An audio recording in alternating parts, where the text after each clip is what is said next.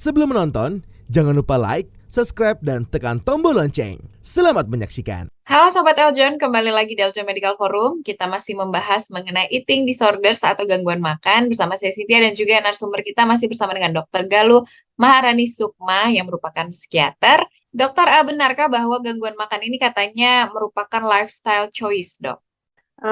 Lifestyle choice atau bukan. Kalau kita ngomongin tentang choice atau pilihan itu kan sebetulnya kita buat berdasarkan bagaimana cara kita berpikir gitu ya, yang akhirnya mempengaruhi persepsi kita terhadap banyak hal. Kalau dalam hal gangguan makan ini, seperti tadi sih, contohnya mungkin yang paling gampang pada remaja dan juga anak-anak gitu ya, pola pikirnya masih konkret, kemudian dia berpikir bahwa kurus itu adalah menjadi sempurna, sehingga kalau saya nggak kurus, berarti saya nggak sempurna dan saya nggak layak untuk dicintai, nggak layak untuk banyak teman dan lain sebagainya. Akhirnya itulah yang membuat dia kemudian membuat suatu pilihan untuk ya udah nggak usah makan atau nggak apa-apa tetap makan supaya keluarga dan teman-teman tetap melihat oh iya saya makan, tapi kemudian dikeluarkan lagi gitu. Mungkin juga untuk lifestyle choice ini ada hubungannya dengan diet gitu ya. Diet yang dilakukan orang-orang, terutama pada wanita-wanita remaja dan juga dewasa muda, kadangkala tujuannya itu kurang tepat gitu. Tujuannya ya untuk kurus dan terlihat cantik. Padahal kan cantik itu sebetulnya tidak selalu harus kurus gitu. Kan ada kualitas-kualitas lain yang membuat kita akan jadi lebih cantik, lebih menarik, lebih percaya diri, yang akhirnya membuat aura kita semakin baik gitu ya. Namun karena itu tadi persepsi kita keliru, sehingga kita membuat pikiran bahwa ya cantik itu harus kurus, sehingga saya harus dietnya dengan cara yang lumayan ekstrim, olahraga yang keras sampai lebih dari 3 kali seminggu selama beberapa jam misalnya, atau tadi tuh minum pencahar, minum laksatif, atau makan tapi sebetulnya yang nilai gizinya tidak ada gitu. Jadi apakah ini suatu lifestyle choice? Bisa iya, bisa enggak gitu. Jadi tergantung bagaimana cara kita melihat kecantikan atau berat badan itu seperti apa sebenarnya. Oke. Tapi dokter, apakah orang yang mengalami gangguan makan ini bisa dilihat dari kondisi fisiknya, Dok? Kalau misalnya dia mengalami suatu anoreksia nervosa, mungkin akan lebih kelihatan ya, karena kan pasti BMI-nya turun, pasti pasiennya akan tampak kurus. Tapi kalau dia bulimia nervosa atau dia binge eating, mungkin agak susah nih gitu. Salah satu warning sign atau tanda-tanda kalau ini kok orang kayaknya mengalami eating disorder deh, adalah biasanya dia lebih menarik diri terutama pada interaksi sosial yang membutuhkan atau berhubungan dengan acara makan. Misalnya diajak nongkrong bareng untuk makan, pokoknya situasi-situasi yang melibatkan makan atau makanan di situ, dia pasti akan lebih cenderung untuk menarik diri. Atau setelah dia makan bersama kok tiba-tiba orang ini nggak ada selama beberapa waktu gitu. Itu biasanya adalah waktu di mana dia untuk mengeluarkan makanan itu. Atau ya itu kita lihat kok nih orang jadi olahraganya lebih ekstrim daripada biasanya, kok terus-terusan olahraga padahal sebetulnya berat badannya baik-baik aja menurut kita. Atau dia ini jadi sensitif terhadap pembicaraan atau tema-tema tentang makan, berat badan, dan makanan. Misalnya dia jadi nimbang setiap hari gitu. Kemudian kalau ada tema-tema tentang makanan atau disinggung sedikit tentang bentuk tubuhnya, reaksi dia akan lebih ekstrim daripada orang yang tidak mengalami gangguan makan. Kira-kira itu kalau untuk warning sign-nya gitu ya. Tapi kalau dia sudah mengalami gangguan makan yang cukup berat, biasanya ada tampilan-tampilan fisik yang juga muncul pada pasien itu. Contohnya, ya mungkin nafasnya jadi kurang enak, karena kan tadi itu ya, asam lambung yang naik akan mengakibatkan bau mulut kita jadi lebih tidak enak. Gitu. Kemudian ada luka-luka di ujung-ujung mulut sini, di ujung-ujung mulut, kemudian luka di jari, karena biasanya jarinya digunakan untuk merangsang muntah, untuk dimasukkan ke dalam mulutnya.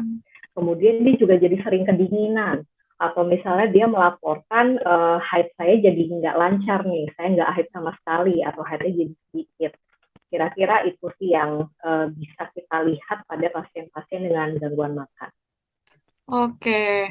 Kemudian dokter bagaimana cara menghadapi misalnya ada teman atau anggota keluarga yang dicurigai mengalami gangguan makan ini ya dokter? Kapan sebaiknya harus dibawa ke psikiater, dok? Ya biasanya memang pasiennya sendiri tidak sadar bahwa dirinya sudah mengalami suatu gangguan makan. Kemungkinan dia menganggap hal ini adalah cara yang normal untuk mempertahankan berat badannya atau untuk mencapai berat badan yang dia inginkan, gitu ya.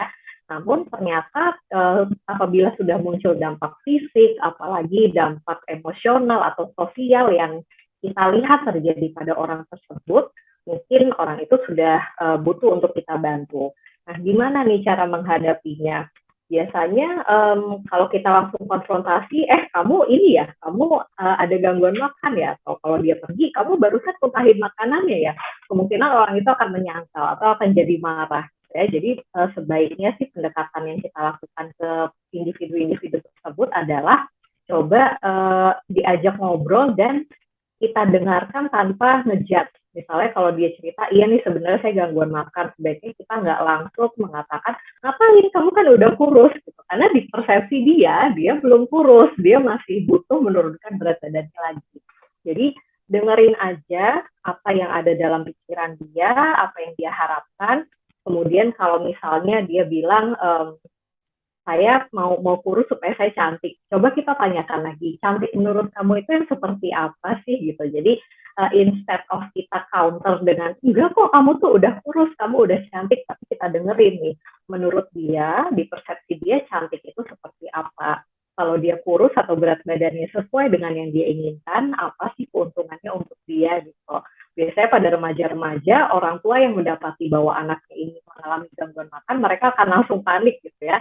Tapi ya sebaiknya memang orang tua menenangkan diri, tidak panik, dan mendengarkan apa yang ada dalam pikiran mereka. Kemudian juga jangan berbohong gitu ya. Maksudnya kalau memang kita mau membawa mereka ke profesional kesehatan jiwa, ya jangan bohong kalau enggak kok ini kita periksa apa gitu, atau kita nggak ke dokter tapi kita ke suatu tempat. Tapi kalau nanti anaknya itu tahu bahwa orang tuanya ini bohong, dia akan semakin apa ya, meragukan dirinya gitu, ada ketidaknyamanan yang akan muncul pada anak itu. Terus kapan harus dibawa ke dokter? Ya sebaiknya sih secepatnya, karena kan kalau dibiarkan berlanjut nanti ada dampak fisik dan emosional yang akan muncul kan, dan kita nggak mau itu. Jadi apabila sudah kelihatan tanda-tandanya, boleh kita coba bawa ke profesional kesehatan untuk diperiksakan kondisinya ini. Dan semakin cepat ditangani, nanti luarannya atau hasilnya akan semakin baik ya. Tapi kalau misalnya dibawa ke dokter gitu ya dok, bagaimana dok mendiagnosis gangguan makan ini? Kalau misalnya ya kalau ke dokter kan pasti akan dilakukan pemeriksaan gitu ya. Kalau dari pemeriksaan itu ternyata sudah kelihatan dampak fisiknya, maksudnya berat badannya sudah turun, terus gangguan irama jantung sudah terjadi, pasiennya sudah dehidrasi, sudah malnutrisi, itu pasti sudah akan langsung ketahuan.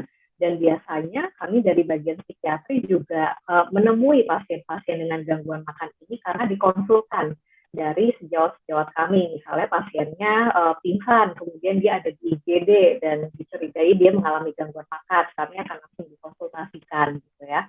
Dan biasanya kita akan menata laksana memang kegawat daruratan dulu yang terjadi pada pasien itu. Kalau misalnya dia malnutrisi, ya nutrisinya harus diperbaiki dulu. Kalau dia dehidrasi, ya diperbaiki dulu. Atau kalau dia ada kondisi fisik lainnya, itu harus ditangani dulu, baru nanti kita akan melakukan wawancara atau pemeriksaan lebih mendalam untuk menentukan apakah memang si pasien ini mengalami suatu gangguan makan atau misalnya ada gangguan jiwa lain yang mendasari gangguan makannya itu. Baik. Pengobatannya dok, gimana mengobati gangguan makan ini? Apakah bisa sembuh dokter? Ya, kalau untuk pengobatan tentu kita harus bekerja sama dengan disiplin ilmu lain ya. Kita bisa bekerja sama misalnya dengan bagian kesehatan anak atau dengan penyakit dalam. dan juga dengan bagian gizi klinis gitu ya, karena ya tadi kalau sudah ada dampak fisik tentunya kondisi fisiknya harus dilakukan perbaikan dulu, harus diobati juga. Kalau untuk kondisi psikologisnya sendiri, kita juga biasanya bekerja sama dengan misalnya psikolog atau coach untuk melakukan suatu latihan yang akan mengubah gaya hidupnya menjadi lebih baik, menjadi lebih sehat seperti itu.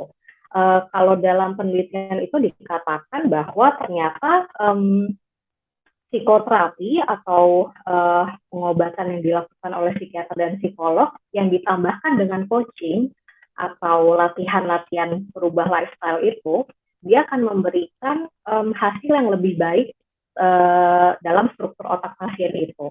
Tadi sudah kita bahas bahwa pada gangguan makan struktur otaknya berubah, ternyata pengobatan yang dilakukan dengan psikolog, psikiater, dan juga coaching itu akan mengubah struktur otak menjadi lebih normal gitu ya.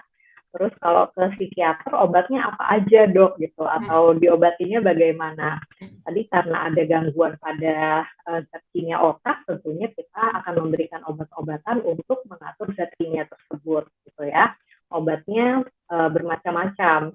Ada misalnya dari golongan antidepresan atau antipsikotik atau obat-obatan lain yang akan membantu supaya kerja dari zat kimia otak tersebut bisa menjadi normal atau menjadi mengalami perbaikan gitu ya dibandingkan sebelumnya. Kemudian kami juga biasanya menggabungkan terapi obat tersebut dengan modalitas psikoterapi atau talking therapy biasanya disebutnya.